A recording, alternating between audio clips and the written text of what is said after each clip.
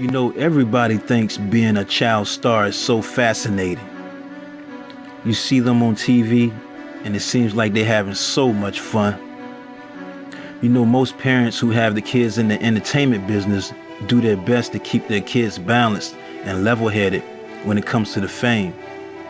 There's a lot of pressure in Hollywood on these kids, man, and it's up to the parents to keep them focused at a young age so they can have a healthy career as they get older. Take Lindsay Lohan, who played on the Disney show Life Size. She had a lot of DUIs, rehab for cocaine, did time in jail, and other stuff. Orlando Brown, who was on the show That's So Raven, was charged with public intoxication and disturbing the peace when he threatened to kill a woman. 2 years later, he was charged with battery and drug possession. Britney Spears, who was on the Mickey Mouse Club alongside Justin Timberlake and Christina Aguilera, had a meltdown and shaved her head. Demi Lovato, who starred in the Disney Channel movie Camp Rock, as well as the show Sunny with a Chance, had to check herself into rehab, where she was diagnosed with bipolar disorder and bulimia, claiming she couldn't go a half an hour without cocaine. And the list goes on. But this episode is about another Disney star named Lee Thompson Jr., whose life was cut short on his way to becoming one of the biggest male megastars in Hollywood. Now, Lee Thompson Young was born on February 1st, 1984 in Columbia, South Carolina. Now, as a kid, right, his mother just knew he was destined for greatness because he was fearless. Whenever he had an audience around, he would do famous speeches. He loved to tell stories and loved writing poetry. I mean, he was focused at a very young age. He even had business cards made, handing them out to people at church, at school, wherever he would go.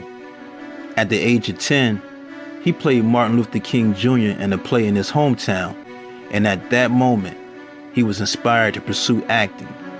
In middle school, he would win all types of awards, including Student of the Year, showing his mother that he was dead serious about becoming a professional actor. Now, ready to take his career to the next level, he asked his mom, could they move to New York because he felt there were more opportunities there. Now, after convincing his mother, she moved the family to New York, and Lee ended up meeting a talent agent who believed in him.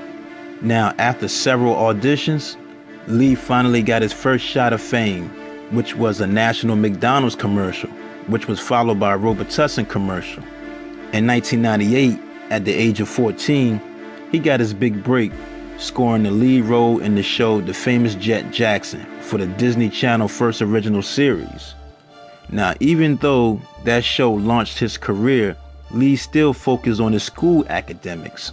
He later attended the New York City High School for the Performing Arts and graduated with honors in 2001 with a full scholarship to attend the University of Southern California of Cinema Television.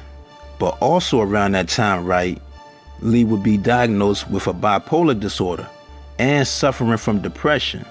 His family would notice his mood swings whenever he would call home, telling them he was feeling a little sad again, but they say he will always make a quick recovery.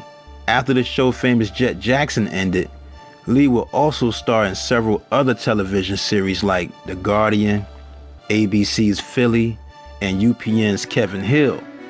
He also appeared in some films like Friday Night Lights when he played a running back, Akeelah and the Bee with Keke Palmer, and the movie Redemption, the Tookie Williams story with Jamie Foxx.